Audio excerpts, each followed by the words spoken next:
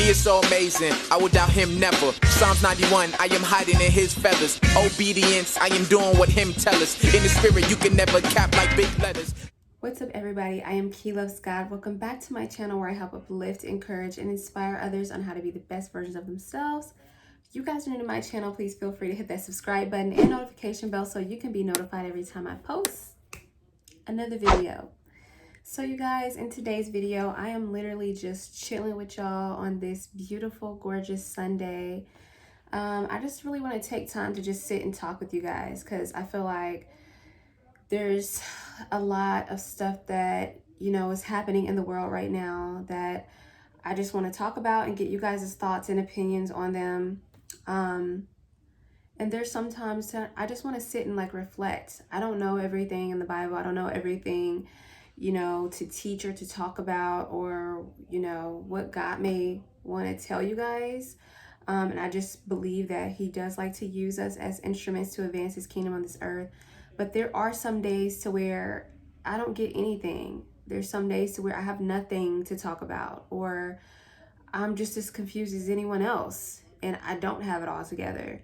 And I think that's the beauty of it. It's the journey along the way to figuring out what is my life purpose, what is my calling, what is God trying to tell me in this season of my life? Is this my calling or is this my purpose?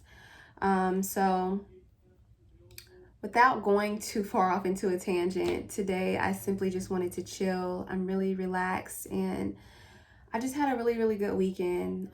This weekend we went and hung out with some family and just really got to spend time to just kind of enjoy life. So I turned on the news. It wasn't even really the news. It's just on YouTube, and it was just showing all the fires that's breaking out, not only in California, but in Oregon as well. And it's just like, is this stuff not alarming to people? I mean,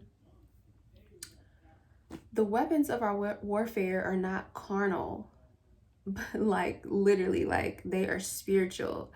And I feel like a lot of people, we tend to look at things and just think that, well, because this happened, kind of like a cause and effect thing. But I want to tell you guys a story. So this girl I was looking at, you guys probably know her. I'm not going to say her name, but she is like a famous YouTuber. And she was telling her story about how she went through a really hard time to where she started off having a dull ache and a dull pain in her abdomen, right?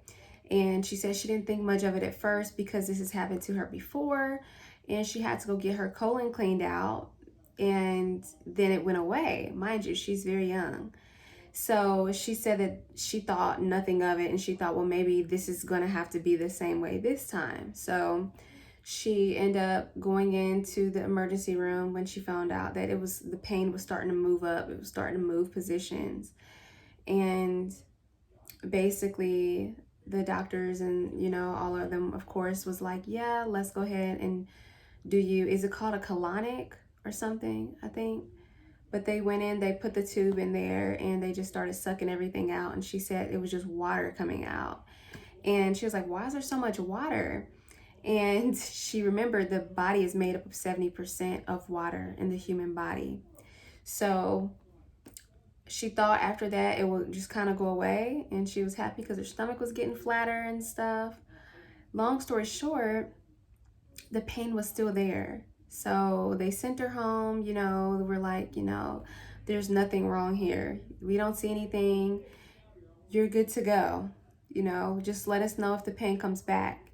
So she's at home. The pain is even worse this time. And she said she literally felt like something was trying to kill her and pull her down. And she said it was just like an internal struggle. And she was having trouble breathing. She said anything like laying on her side, laughing, coughing, anything, it hurt to breathe. So she started to freak out and go into a panic. She ended up going back to the hospital, and she said that, she just knew that they were running all these different tests, and she knew that the test was going to come back that something was really, really, really wrong.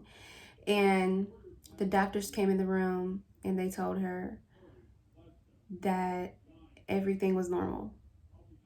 Like, could you imagine that? Have you guys ever been through a situation like that to where you felt just so unlike yourself and you knew something was wrong, like something was off with your body, and you went to go seek help for it and they told you, like, there's nothing wrong. Everything here is normal. There's nothing wrong with, like, your body. All the test results are coming back, you know, perfectly fine. And I don't know, we don't know what else to tell you. You can go home. If it gets worse, please let us know and come back and we can run further testing. That is the most exhausting, frustrating feeling in the world, because it's like she said she felt like she was dying and no one could help her. She literally thought she was dying and she just knew that she was about to die.